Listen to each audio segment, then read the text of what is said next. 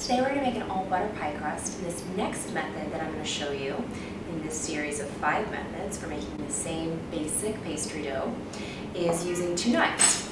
So all we need is our pastry flour, which I've already portioned out here, a little bit of sugar for caramelization, and a little bit of salt for flavor.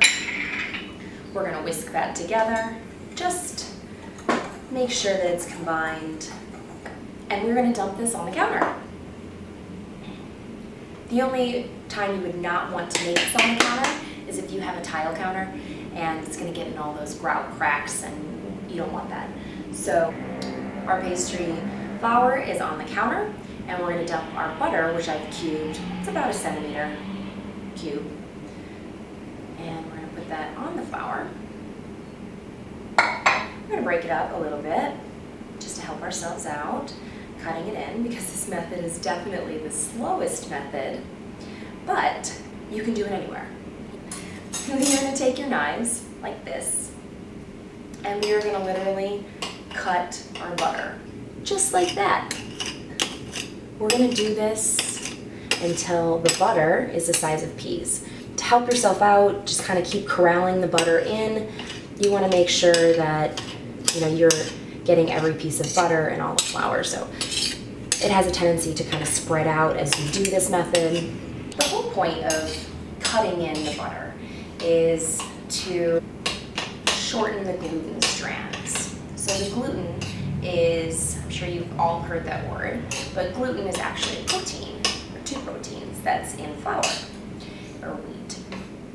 And when they're hydrated, they form this kind of network. It's like this. And that provides the structure and, support in pies and cakes and cookies. And so what butter does is fat kind of coats that gluten strands, and it shortens them so that they don't form as strong of a network. So when you have pastry, you want a firm network, because you don't want your pie filling to fall out the bottom, or you want some sort of structure there. That's the whole point. But you don't want it to be tough and elastic, and you don't want it to shrink. And we are actually almost there. So this is very exciting. All right. See, pastry's fun. Here we are. Look at this. This is beautiful. Okay, let's corral it in a little bit. You can see we've got some bigger pieces here, but not too big. But most of it is all worked in. Oh, it's gonna be so beautiful. So the next and final ingredient is ice water. I do put ice in my water. I don't want ice in my pastry, which is why I put it kind of in the measuring cup. All I'm going to do is pour and kind of corral it in. Oops, ice. So when it starts to get a little bit, it's going to start to come together a little bit. Like you can see, it's starting to come together. These pieces here, that's good. It's starting to become shaggy, which is what we want. It's kind of like a shag rug, not like Shaggy and Scooby-Doo. So we're just going to be a little bit more careful with the amount of water we add at this point. Once you start getting kind of a mass, you can start to do what the French technique, which is called pressage, which is just a basic kind of technique of taking pastry and rubbing it with the heel of your hand against the surface.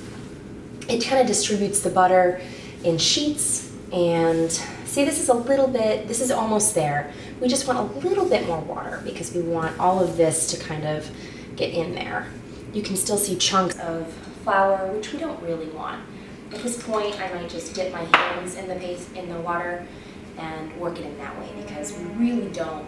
You want to be careful not to add too much water, because then you can't go back. So it's good. We're in a beautiful shaggy mass here. You can see kind of like it's, that's what I mean by shaggy. Kind of pulls apart. It's not one cohesive piece of dough. Kind of gather it together. Each of these recipes makes 2 pie crusts, so we'll divide that. gather it into a ball, and then kind of flatten it into a disc like that, so that when we get ready to roll them, they're easier to roll out. All right.